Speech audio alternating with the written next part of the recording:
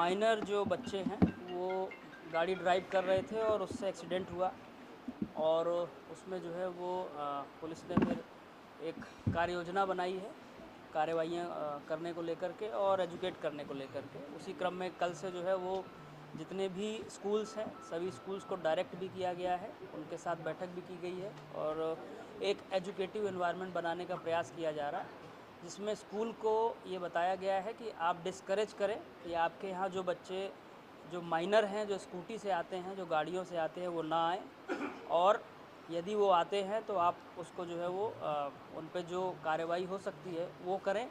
और यदि उसके बाद भी जो है वो स्कूल इसको डिस्करेज नहीं करते और ऐसी चीज़ें होती है तो हम उसमें लिंकेजेस के बेसिस पे फिर स्कूल की भी जिम्मेदारी तय करेंगे।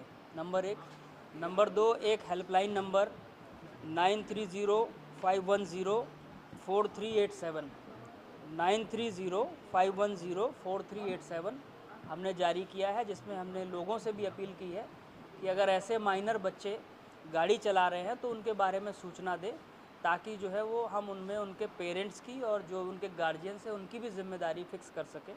पहले हम ये प्रयास कर रहे हैं कि उन सभी को एजुकेट किया जाए, ये बताया जाए कि 18 साल से कम उम्र की बच्चे जिनका लाइसेंस नहीं है वो गाड़ी चला नहीं सकते हैं, और यदि उसके बाद भी वो गाड़ी चलाते हैं तो इसमें जो नया कानून है उसके तहत जो उनके पेरेंट्स या गार्जियन हैं उनकी ज़िम्मेदारी बनती है और 25,000 रुपये का इसमें जुर्माना भी है।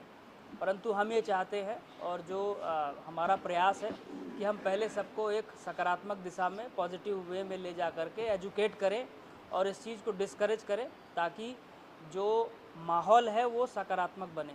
पर यदि उसके बाद भी जो है वो एक लिमिटेड टाइम तक ये अभियान हम चलाएंगे एजुकेटिव होने का, और तब भी नहीं होगा तो फिर इसमें जो पिनिटिव एक्शन है वो लिया जाएगा। कितने का मौका दिया है और क्या कार्रवाई करेंगे? ऑलरेडी इसमें सभी विद्यालयों को हम लोगों ने एंगेज किया है।